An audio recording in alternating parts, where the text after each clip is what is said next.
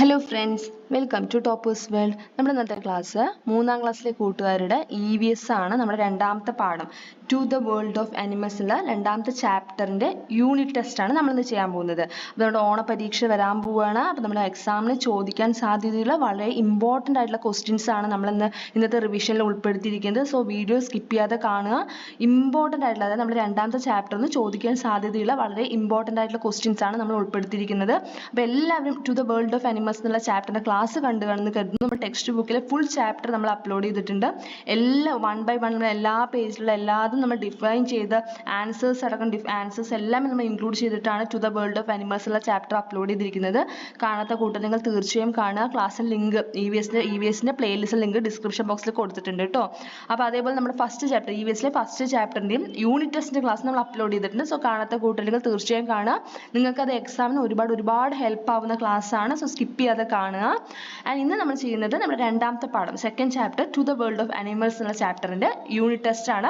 Unit test നമ്മൾ full chapter നമ്മൾ revise ചെയ്യാൻ പോവുകയാണ് കേട്ടോ. നിങ്ങൾക്ക് ഏതെങ്കിലും ചോദ്യങ്ങൾ എന്തെങ്കിലും ഡൗട്ട് ഉണ്ടെങ്കിൽ തീർച്ചയായിട്ടും നിങ്ങൾ കമന്റ് ചെയ്യാം. അതോടൊപ്പം തന്നെ നിങ്ങൾ നമ്മുടെ ചാപ്റ്ററിന്റെ ക്ലാസ് കണ്ടു നോക്കിയാൽ നിങ്ങൾക്ക് തീർച്ചയായിട്ടും ആൻസേഴ്സ് കിട്ടും.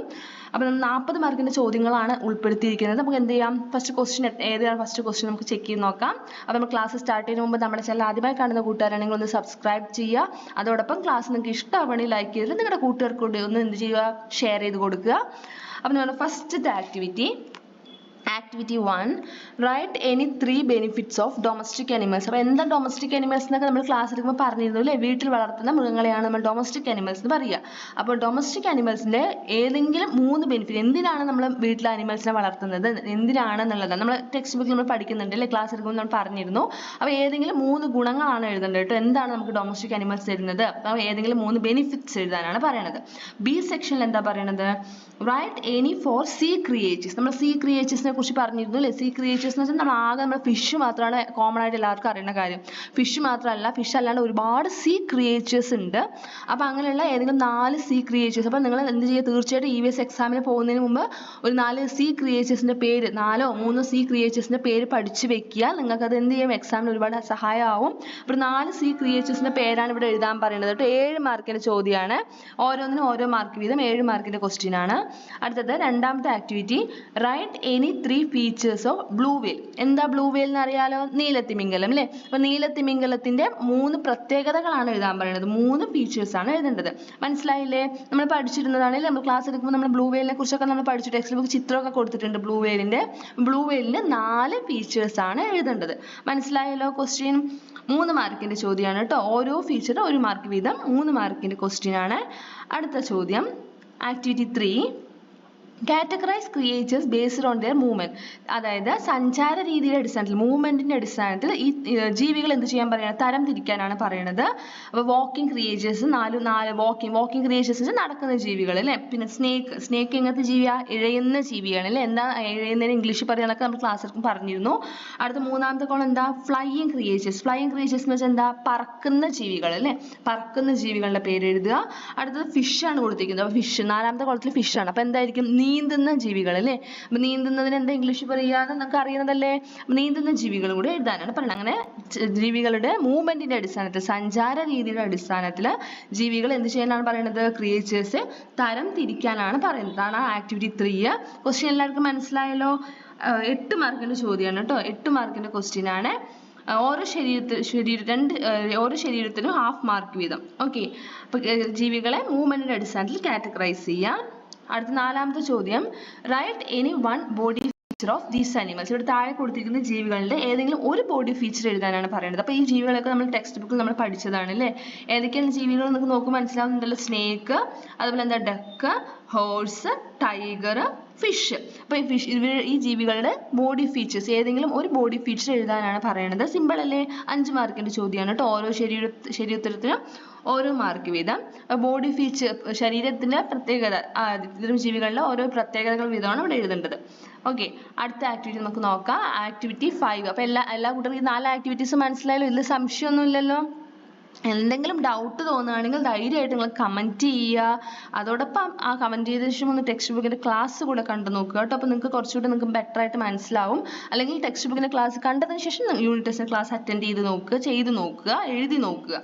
ഓക്കെ, വെറുതെ വീഡിയോ കണ്ടിട്ട് കാര്യമില്ല. നമ്മൾ എന്ത് ചെയ്യണം, എഴുതി തന്നെ നോക്കണം, ആൻസേഴ്സ് എഴുതി നോക്കുക. Activity 5, define and give examples. ഇവിടെ ജീവികളെ അവയുടെ ആഹാര രീതിയുടെ അടിസ്ഥാനത്തിൽ, ആഹാരം കഴിക്കുന്ന ആഹാര രീതിയുടെ അടിസ്ഥാനത്തിൽ നമ്മൾ 3 ആയിട്ട് തരം തിരിച്ചിട്ടുണ്ട്. Herbivorous, carnivorous, omnivorous. എന്താണ് ഹെർബിവോറസ്, എന്താണ് കാർണിവോറസ്, എന്താണ് ഓംനിവോറസ് എന്നൊക്കെ നമ്മൾ ക്ലാസ് എടുക്കുമ്പോൾ വളരെ ഡീറ്റെയിൽ ആയിട്ടും അത് വളരെ ഇമ്പോർട്ടൻ്റ് ആയിട്ടുള്ള ഒരു ഭാഗം കൂടിയാണ് കേട്ടോ ഈ സെക്ഷൻ, ഈ ഒരു ക്വസ്റ്റ്യൻ. കാരണം ഇത് റിലേറ്റ് ചെയ്ത ഒരു ചോദ്യമെങ്കിലും വരാൻ സാധ്യതയുണ്ട്. അപ്പോൾ തീർച്ചയായിട്ടും എന്താണ് ഹെർബിവോറസ്, എന്താണ് കാർണിവോറസ്, എന്താണ് ഓംനിവോറസ് എന്ന് പഠിച്ചു വെക്കുക.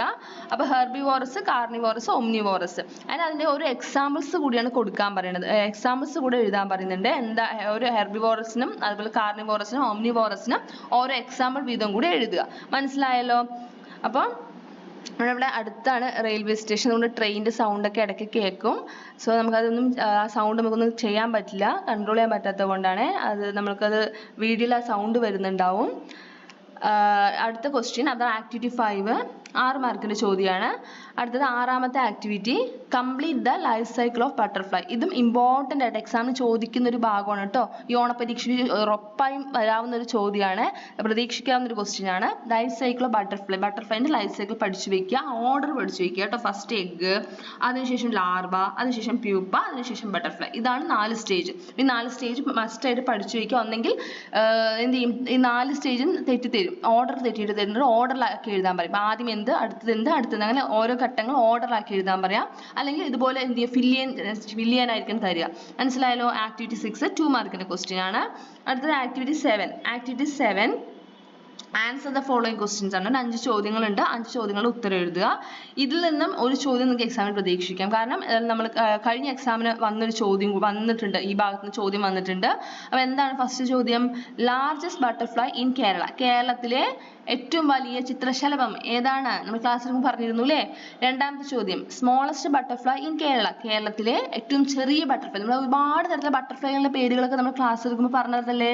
അപ്പോൾ കേരളത്തിലെ ഏറ്റവും ചെറിയ ബട്ടർഫ്ലൈൻ്റെ പേരാണ് രണ്ടാമത്തെ ചോദ്യം. മനസ്സിലായല്ലോ? അടുത്തത്, ഒഫീഷ്യൽ ബട്ടർഫ്ലൈ ഇൻ കേരള, അതായത് നമ്മൾ കേരളത്തിന്റെ എന്താണ്, കേരളത്തിന്റെ ബട്ടർഫ്ലൈ, നമ്മൾ ഒഫീഷ്യൽ ബട്ടർഫ്ലൈ ഏതാണ്? കേരളത്തിന്റെ ഔദ്യോഗിക ചിത്രശലഭം ഏതാണ്? നിങ്ങൾക്ക് അറിയുന്നതിലെ ആൻസർ. അടുത്ത ചോദ്യം, 4ാമത്തെ ചോദ്യം, write name of any 2 butterflies. അതായത് നിങ്ങൾക്ക് അറിയാവുന്ന ഏതെങ്കിലും 2 ബട്ടർഫ്ലൈൻ്റെ പേര് എഴുതാനാണ് പറയുന്നത് 4ാമത്തെ ചോദ്യത്തിൽ. നിങ്ങൾക്ക് അറിയുന്ന ഏതെങ്കിലും 2 ബട്ടർഫ്ലൈൻ്റെ പേര് എഴുതുക. 5ാമത്തെ ചോദ്യം, why butterflies depend on plants. എന്തിനാണ് ബട്ടർഫ്ലൈസ് പ്ലാന്റ്സിനെ ഡിപ്പെൻഡ് ചെയ്യുന്നത് എന്നാണ് ചോദ്യം. പ്ലാന്റ്സിനെ ബട്ടർഫ്ലൈസ് ഡിപ്പെൻഡ് ചെയ്യുന്നത് പ്രധാനമായിട്ട് 2 കാരണങ്ങൾക്ക് വേണ്ടിയാണ് പ്ലാന്റ്സിനെ ബട്ടർഫ്ലൈസ് ഡിപ്പെൻഡ് ചെയ്യുന്നത്. അതാണ് ഇവിടെ എഴുതേണ്ട ആൻസർ. 5 മാർക്കിൻ്റെ ചോദ്യമാണ് കേട്ടോ, 5 മാർക്കിൻ്റെ ക്വസ്റ്റ്യൻ ആണ്. അടുത്തത് 8ാമത്തെ ആക്ടിവിറ്റി, ലാസ്റ്റ് ആക്ടിവിറ്റിയാണ് 8ാമത്തെ ആക്ടിവിറ്റി. 8 ആക്ടിവിറ്റീസ് ആണ് ഉൾപ്പെടുത്തിയിരിക്കുന്നത്. 8ാമത്തെ ചോദ്യം, what can be do to protect the surroundings where this creatures live. അപ്പോൾ ഇത്തരം ജീവികൾ, ഈ ഒരുപാട് ജീവികൾ നമ്മുടെ ചുറ്റുപാടുണ്ട്, നമ്മുടെ സറൗണ്ടിങ്സിലുണ്ട്. അപ്പോൾ ആ ജീവികൾ ജീവിക്കുന്ന ആ ഒരു സറൗണ്ടിങ്, ആ ചുറ്റുപാട് നശിക്കാതെ പ്രൊട്ടക്ട് ചെയ്യാൻ വേണ്ടിയിട്ട്, നമുക്ക് സംരക്ഷിക്കാൻ വേണ്ടി നമുക്ക് എന്തൊക്കെ ചെയ്യാൻ കഴിയും എന്നാണ് ഇവിടെ ചോദ്യം. അപ്പോൾ 4 കാര്യങ്ങൾ നമ്മുടെ സറൗണ്ടിങ്സിനെ പ്രൊട്ടക്ട് ചെയ്യാൻ വേണ്ടി, സംരക്ഷിക്കാൻ വേണ്ടി നമുക്ക് ചെയ്യാൻ കഴിയുന്ന 4 കാര്യങ്ങളാണ്, 4 പോയിന്റ്സ് ആണ് ഇവിടെ എഴുതേണ്ടത്. മനസ്സിലായല്ലോ? അപ്പോൾ 8 ചോദ്യത്തിൽ നിങ്ങൾക്ക് എന്തെങ്കിലും സംശയം ഉണ്ടെങ്കിൽ കമൻറ്റ് ചെയ്യുക. അതോടൊപ്പം നമ്മുടെ ക്ലാസ് കാണുക, ടെക്സ്റ്റ് ബുക്കിൻ്റെ ക്ലാസ് ഫുള്ളായിട്ട് കാണുക. നന്നായി നമ്മുടെ എക്സാമിന് ചോദിക്കുക, EVS എക്സാമിന് വരാൻ പോകുന്നത് ഫസ്റ്റ് 2 ചാപ്റ്ററിനും ക്വസ്റ്റ്യൻസ് വരാം. വളരെ ഇമ്പോർട്ടൻ്റ് ആയിട്ട് വരാൻ സാധ്യതയുള്ള ചാപ്റ്റേഴ്സ് എന്ന് പറഞ്ഞാൽ ഫസ്റ്റ് 2 ചാപ്റ്റേഴ്സ് ആണ്. അപ്പോൾ ആ 2 ചാപ്റ്റേഴ്സും എക്സാമിന് മുമ്പായിട്ട് നന്നായി പഠിച്ചു വെച്ചിട്ട് പോവുക. 4 മാർക്കിൻ്റെ ചോദ്യമാണ് 8ാമത്തെ. മനസ്സിലായല്ലോ? എല്ലാ കൂട്ടർക്കും ഇന്നത്തെ ക്ലാസ് ഇഷ്ടമായി. വളരെ ചെറിയൊരു ക്ലാസ് ആണ്, നമ്മുടെ യൂണിറ്റ് ടെസ്റ്റ് ക്ലാസ് വളരെ കുഞ്ഞു ക്ലാസ് ആണ്. അപ്പോൾ EVS മാത്രമല്ല, നമ്മൾ എല്ലാ സബ്ജക്റ്റിൻ്റെ ക്ലാസ്സും നമ്മൾ ടോപ്പേഴ്സിൽ അവൈലബിൾ ആണ്. ടെക്സ്റ്റ് ബുക്കിൻ്റെ ക്ലാസ്സും ആക്ടിവിറ്റീസിൻ്റെ ക്ലാസ്സും അതോടൊപ്പം നമ്മൾ യൂണിറ്റ് ടെസ്റ്റിൻ്റെ ക്ലാസ്സും സെപ്പറേറ്റ് ആയിട്ട് നമ്മൾ അപ്ലോഡ് ചെയ്യുന്നുണ്ട്. അപ്പോൾ എക്സാമിന് പോകുന്നതിന് മുമ്പ് എല്ലാ യൂണിറ്റ് ടെസ്റ്റിൻ്റെ ക്ലാസ്സുകളും സ്കിപ്പ് ചെയ്യാതെ എല്ലാം ചെയ്ത് നോക്കുക. കണ്ടാൽ മാത്രം പോരെ, ചെയ്ത് നോക്കുക. എന്തെങ്കിലും ഡൗട്ട് ഉണ്ടെങ്കിൽ കമൻറ്റ് ചെയ്യുക. ഇന്നത്തെ ക്ലാസ് ഇഷ്ടമാവുകയാണെങ്കിൽ കൂട്ടുകാർക്ക് ഷെയർ ചെയ്ത് കൊടുത്തിട്ട് ഒന്ന് ലൈക്ക് ചെയ്യുക, സബ്സ്ക്രൈബ് ചെയ്യുക. Thank you.